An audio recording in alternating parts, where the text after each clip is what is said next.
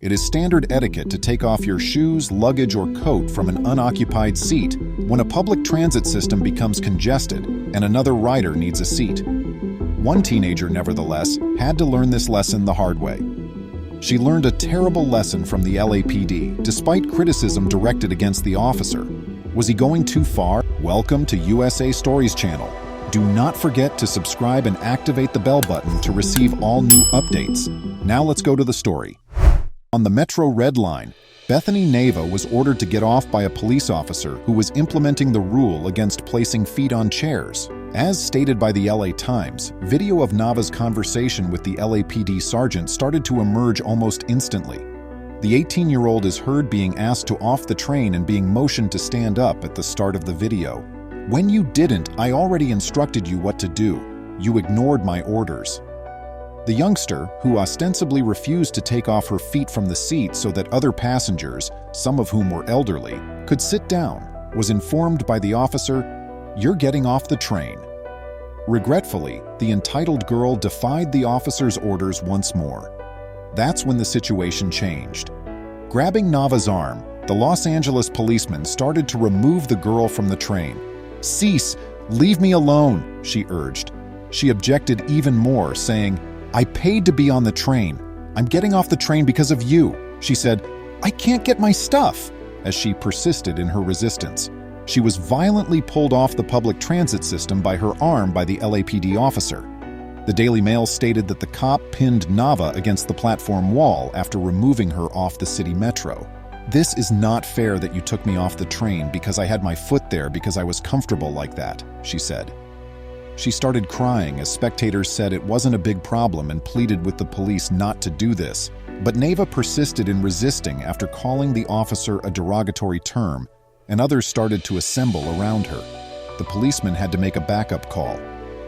"Everything is captured on camera," this individual informed the police while Nava started to cry. Another lady cursed at the officer, saying, "Are you kidding me right now? There's no law that tells me I cannot sit that way because I paid to be in there," Nava said. "It's the train's rules, not to mention common decency, since the train was crowded with people seen standing, unable to find an empty seat," the officer quickly corrected her. The once whimpering 18-year-old started yelling at the police again, this time with an audience on her side. The other woman, subsequently revealed to be 22-year-old Selena Luga, jumped right in. "You think you can do this?" Luga made a demand. She called the officer derogatory names and persisted in yelling at him after urging others to acquire his badge number. The gathering of people persisted in taunting the officer. "Are you serious?" Luga said, "You really have nothing to do," as the women on the platform were still arguing with the police. Then Luga used the race card, claiming that Nava was being singled out by the police in order to fulfill his monthly arrest target, and threatening to stay because she was going to defend her people. When more police eventually showed there, they handcuffed Nava and Luga, who kept cursing while being led away. "Would you like to try acting like they can do everything they want, like this?" Luga said, "Freak you guys," and then seemed to spit at one cop. Later, Nava's mother claimed to KTLA that her daughter had just placed her heel on the edge of her own seat and that her daughter had been brought to the hospital with a sprained wrist. In a different interview, her daughter refuted such statements. Nevertheless, she filed a lawsuit, and as a result of her claims, the LAPD was looking into whether or not Nava had used excessive force during her arrest and was going over all of the footage that had been taken of the event. Nava was in violation of Metro's 28-page Code of Conduct for customers. According to the guidelines, it is not acceptable to engage in disorderly conduct by putting shoes or feet on furniture. Furthermore, it states that such behavior might result in removal from the train. Nevertheless, there was a backlash against the officer's conduct. Some said he overreached since they thought the teen's behavior amounted to such a minor transgression. You should ask those who appear to be indifferent to Bethany Nava's actions whether they would want to sit in the spot where she left her soiled shoes. Many people wear pricey workplace dress when using public transit. They shouldn't have to sit in the squalor left by some adolescent who values her comfort over everyone else's. Perhaps the girl's mother could teach her daughter some fundamental life skills, such as how to behave politely in public, how to keep your feet on the ground, how to respect other people's personal space, and how to always obey legal commands from law enforcement. What impression do you have of this event? Tell us in the space provided for comments. Jamie, a 7-year-old with large brown eyes and flowing blonde hair, walked up to Saul's display case and put her little hands up against the glass to look at the choice of cakes and pastries. "Hey, kid," Saul said in a rough voice. "Avoid smearing the glass. Simply wiped it down." Jamie pulled her hands back, tucking them behind her back. Startled, she said, "I apologize. Everything appears to be really tasty. You produced the world's greatest red velvet cake, according to my mother." Saul was overcome with a sense of pride. He said she might be onto something. "I did win an award for that cake." Jamie said, "I wanted to buy a cake," and she held out her hand. There was a little pile of coins in her hand that hardly amounted to a few dollars. "Where'd you scrape that up, kid?" Saul asked. "Empty out your piggy bank?" Jamie gave a timid nod. "I did indeed. I wish to purchase a cake, a large crimson velvet one." "A red velvet cake?" Saul furrowed his brow. "Kid, I hope you have more than a few cash. That will set you back $70. $70? Jamie shook his voice. "However, I am out of money. May I please have a slice?" Saul became contemptuous in his tone. "Kid, you can't even afford a slice." Jamie felt tears rise up in his eyes. She implored, "Please, what about that cupcake?" She pointed to a particularly delicious frosted treat. "How much for that one?" Saul let out a sigh. "That's going to be $6, kid," he said frank. "Honestly, you can't even afford a crumb in my shop." Jamie was crying easily now. "Please, mister," she said in a quiet voice. "You don't understand." Saul lost his patience. He yelled, "Get out! Go cry somewhere else!" Jamie was devastated and ran out the door, crying all the way down the street. Devastated, Saul watched from the window as she fell to the curb. A few moments later, an old woman came up and hesitated, obviously worried. She said, "Sweetheart, what's the matter?" Jamie choked back tears as she tried to explain. "I wanted to buy my mom a cake, but the man wouldn't let me." The woman's countenance became gentler. "Oh my, is it the cause of your tears? Over a cake?" "It's not for me," Jamie explained. "It's for my mother. She's in the hospital on her birthday. She adores the red velvet cake from this bakery, which is her favorite." The woman felt sorry for her. "Oh my dear," she uttered in a kind tone. "What's wrong with your mom?" "She's got cancer," Jamie mutely answered. "She's not coming home, according to Dad. I wanted to bring her the cake because of this." "I'm really sorry," the female said. Saul, though, could take no more of it. "Little girl, come back," he said as he dashed to the door. Jamie glanced up, her cheeks marred by tears. "Me?" she inquired, startled. "Yes," Saul said in a now gentle tone. "Please come back." Jamie got up from the curb with the woman's assistance and went back inside the pastry store, shouting, "I didn't take anything," she said. "I understand," Saul muttered, regretful. "I apologize for not paying attention to you sooner. I heard what you said to that woman. When is your mother's birthday?" "Yes," said Jamie. "It is indeed. I am aware that I am short on funds." "It's okay," Saul remarked, feeling embarrassed. "I have a surplus of cake. It would be really helpful if you could accept it." "You do?" Jamie's voice almost registered as a whisper. "Really?" "Yeah, really," Saul said with a little arrogance. "And coincidentally, it's one of my signature red velvet cakes topped with cream cheese and white chocolate." Jamie's smile brightened up his face. "My mom's all-time favorite is that," she declared. "What's your mom's name?" Saul asked. "Isabel," Jamie said back. "Isabel is her name." "Isn't that lovely?" Saul said. "It's very beautiful," with warmth. "Just give us a bit to wait here. I'll return immediately." Saul withdrew to the kitchen and wrote "Happy Birthday, Isabel" with great care on the delicious red velvet cake. After that, he placed the cake into a sizable white satin box and added 2 glittering candles. He went back to the store and gave Jamie the package. Jamie muttered, "Thank you," tears of thankfulness welling up in her eyes. "It will make her so happy." "No," Saul softly replied. "I'm grateful. I had completely forgotten why I was baking these delicious cakes. It's to make memorable events even more magical. I hope your mother and you both like my dessert." Jamie gave her mother Saul's cake that afternoon, and the two of them lighted the glimmering candle. Jamie dared to hope that somehow in that enchanted warmth everything would work out. Officer Davis saw a fast automobile racing along the highway one Sunday afternoon. With sirens blasting, he started pursuing right away. When the car eventually stopped, Davis stepped across with caution. The motorist, however, was incensed about getting a penalty. The man was furious, but Davis forcefully gave him the ticket and told him to shut up. Davis looked at his high-speed camera, eager to find the fast vehicle. Just seconds after it had passed him, the car had disappeared from view so quickly that he had not even been able to make out the make and model, save for the ostentatious white paint job.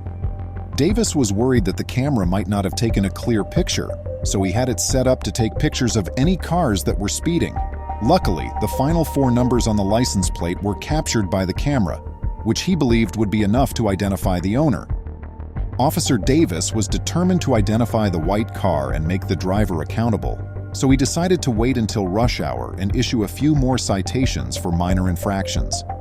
He went back to the station and sat down at the computer right away to start looking for information. He thought it would only be a matter of time until he discovered a match because he knew that every car in America ought to be included in the database. After inputting the license plate's known characters, Davis got around 100 results. He went over each one carefully looking for any connected to white automobiles, reducing the list to 7. Of them, only one, a brand new white Honda Civic Sport, fitted the description of the vehicle he had seen. After making this finding, Davis thought he would eventually be able to face the careless motorist. The automobile hadn't been bought. It had just been stolen the day before, so they didn't have any buyer information. The automobile had been carjacked early on Friday, and no one had seen it since. The police had been notified of the theft by the dealership, but no action had been taken as of yet. Davis could now see why he had been speeding. Given that the route he was policing was close to the state line, it was probably the thief's intention to flee swiftly into another state, making it more difficult for the police to capture him. Davis did, however, come to the realization that he might not come across the stolen automobile again. There would not be much incentive for the thief to come back to this region if they were not local. Although he informed the police investigating the stolen automobile case of his sighting, he was aware that this may be the last time he saw the case. After a week of doing routine highway patrol duties, Davis began to feel dissatisfied and doubt his ability to stay in the position. But during rush hour on a Friday afternoon once more, Davis felt like he was there. Instead of stopping a motorist this time, he was positioned in his squad car. He was about to issue a ticket when he heard a sound that was familiar to him coming, a loud roar that meant a car was racing down the highway. Davis recognized the sound and realized it could only be the sound of one automobile. He had time to get ready because the closest town was only 10 minutes away. When help came in the shape of a helicopter, Davis made a strategy and hung back on the white Honda, waiting for the ideal opportunity. Davis knew it was time to move when he got confirmation over the radio that the chopper had made visual contact with the car. Davis floored it and brought his vehicle closer to the Honda, almost contacting its bumper. But immediately before to touch, he made a sharp left turn, lining up his car's nose with the back of the Honda. Davis quickly turned his car back to the right and slammed into the rear end of the Honda, sending both cars spinning uncontrollably. Davis closed his eyes, ready for contact, as the automobile swerved. He turned to face the inflated airbag when the spinning stopped. He checked himself for injuries, nothing major, then hurriedly got out of his car to look at the damage to the white Honda. He was surprised to find a number of oddities within the vehicle. Among them was an odd device on the driver's side floor that had many cables connecting it to the vehicle. Another layer of intrigue was that Davis felt the Honda was being remotely controlled, but he couldn't be positive. The news stunned Davis beyond belief. How is it feasible for this to happen? Who was operating the vehicle? Was it or was it not? He was aware that he urgently required technological help. It was critical to get out of the area quickly since there was traffic backing up on both sides of the street. Technical assistance arrived shortly after, and a tow truck from the adjacent city quickly pulled the automobile to the side of the road. Much to Davis's amazement, they had experienced identical circumstances previously. It seems that many people were experimenting with this technology. Developer interest in the idea of equipping older automobiles with self-driving capability was growing. Different self-driving systems were being developed by independent inventors, and it was apparent that someone had used one of these systems to steal cars from dealerships. The self-driving gadgets were probably inserted during test runs, according to the widely accepted idea that soon surfaced to explain the event. Then, since they thought they could outrun any pursuit, they would remotely turn on the automobile, enabling them to escape detection.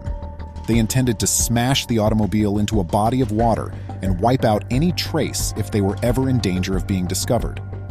When the motorist pulled off the highway, it became clear what his genuine intentions were. He wasn't going to town. Instead, he was going to submerge the automobile and erase the evidence. But Davis's automobile was immobilized when he struck the rear of it, leaving him helpless while he waited for the cops to find him.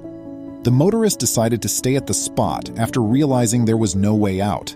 He was apprehended quickly and is currently being tried for putting many lives in danger while driving. In contrast, Officer Davis has gained fresh respect in his community as a result of his involvement in capturing the offender. The bride was not aware that there was a prominent guest there when the wedding ceremony began. She had no idea that her father-in-law was hiding somewhere down the hallway. Even though he was unfamiliar to her, the shock he was about to reveal would be unlike any other. Not from an unexpected arrival, but from who he was. She looked again and broke down in tears when she finally spotted him. She grabbed the microphone and screamed, "Stop! Put an end to the nuptials!" She was quite taken aback by this man because of something that had happened the previous week. A note was left in the mailbox for Amber. That's not unusual in and of itself, but the contents of this letter would completely upend Amber's world, since she needed to sign this form. The marriage was formally recognized in the letter as community of property, meaning that everything would be shared by the couple. Amber went into a panic. Was she prepared to devote to such a significant task? Was marrying him truly what she wanted? Was this the one? Then she took a step that put her marriage in danger. She made an effort to ignore the letter's sentiments. Though he hadn't seen it yet, she felt her partner would take it extremely calmly. It was a useful exchange, and he had no problem at all disclosing anything to her. He did love her, after all. However, Amber saw much more in this letter. She was welcoming a life with her partner and bidding farewell to her single existence. Naturally, they were already together, but after this, she would never be able to go back, and they would be together for the rest of her life. The 28-year-old female experienced a panic attack. Was the wedding something she truly wanted to happen? Was he really the one she should be with? Only 1 week remained until the wedding, and Amber couldn't believe these last-minute concerns were plaguing her. Feeling overwhelmed, she asked herself, "Why is this happening to me?" She made the decision to act quite strongly. She silently packed her things after waiting for her husband to go to sleep. She didn't want to tell him lies, but the doubt was overwhelming. Unaware of her destination, but unwilling to stay, Amber packed her bags and abruptly left the house. All she wanted to do was hop in her vehicle and go, and she carried out that precise action. Amber pulled off at an old tavern after more than 2 hours of driving. This area was going to transform her life, even if she didn't know it at the moment. As she stepped into the pub, she felt alone and lost. Knowing that drinking would make it impossible for her to drive, she sat down and ordered a double whiskey with ice. This was a deliberate lack of preparation. She required a vacation from decision-making. She leaned her head on the bar and asked the bartender, "What should I do now?" The bartender stammered, unsure of how to respond, but just as she was about to enter, there was someone who would have the ideal response for her. The pub doors opened as Amber attempted to tell her story to the inattentive bartender. Later on, as the sliding saloon door opened, Amber informed her mother it seemed like she was seeing an old Western. It was 11 p.m. by now, and the outside light was gone, making it difficult for Amber to see who had entered. However, the man appeared to be older. He was moving across the tavern looking well-groomed in a dark blue suit. The man walked up to the bar, sat down next Amber, and ordered the same drink, giving her a weird feeling of comfort. After a little silence, she confided in him about her nervousness about getting married, feeling unprepared and terrible about it. The knowledgeable and kind guy talked about how he had overcome uncertainties in his over 40-year marriage. He underlined how crucial it is that she and her spouse have honest and open communication. He said he had something in his briefcase for her before he left, but the man was gone when Amber came back from the bathroom, which made her think and feel inquisitive. She made the decision to talk openly about her issues with her lover after realizing she couldn't put her troubles off indefinitely. Amber had to face reality when the cab pulled to a stop in front of her home. The gentle old man's remarks encouraged her to continue walking, even though she still wanted to turn around and flee. She took a seat on the bed beside her partner and gave him a gentle pat on the shoulder. "Awaken, honey. We must speak," she stated. David, her partner, woke up slowly and sat up straight in bed. "Baby, why are you crying? Why do you feel so chilly too?" he inquired. "Did you go outside or something?" She felt well physically, but David gave her the anxious look he often gave when she was sick. Her mind was the one rushing. Amber gave a detailed explanation of the circumstances. She clarified that she had received a letter proposing to get married and share all of their assets. She also informed him that all of this overanalyzing was the reason she had drove away. Amber decided that his message sufficed, so she omitted the park where she had met the mysterious man. Amber was left completely doubtful after what David did. David grasped her hand and expressed his gratitude that she had revealed this, adding that he too was anxious about the future, but that they would work it out together. He answered, "That's what couples do." "Sincere communication with your spouse is essential to a good marriage," the old guy at the pub said, and she realized that David was the one for her. Amber was excited for their wedding day once more and was free of all doubts. They coordinated all of their plans together after that. No more mysteries, and most all, no uncertainties. And the big day arrived before she even realized it.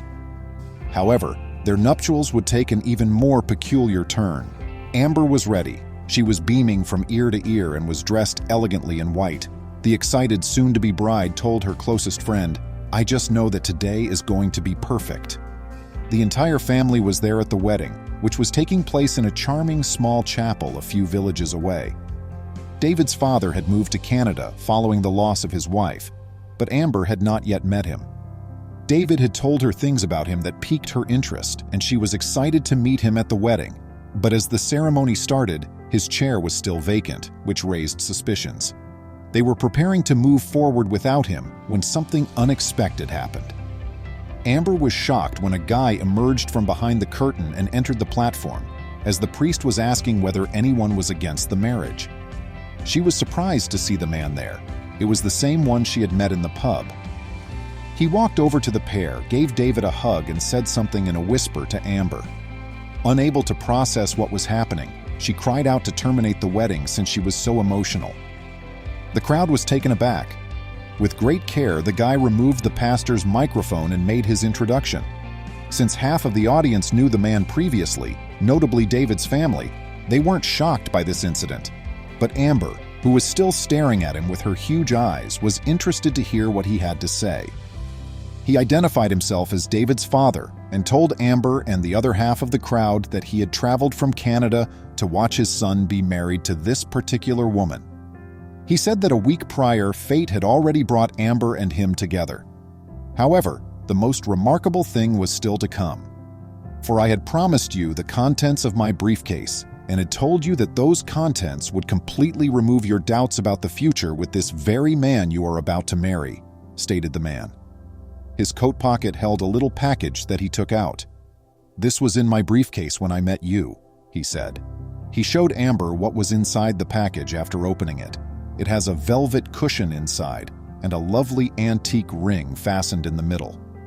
"My wife owned this ring when we were married. She's not with us anymore, but I will always adore her.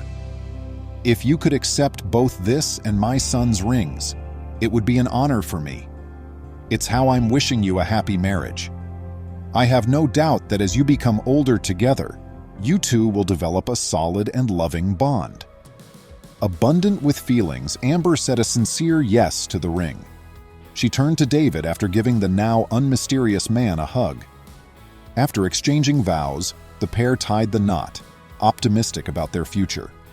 Their wedding day was made much more spectacular by the presence of her father-in-law and a unique present. After 2 years of marriage, Amber says she can't fathom her life without David. Their marriage has been built on her father-in-law's instruction to always be open and communicate, which they carry out when they visit him twice a year in Canada.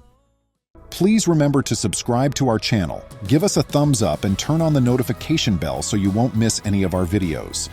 If you enjoyed the tale, the next video that plays on your screen will probably move you too.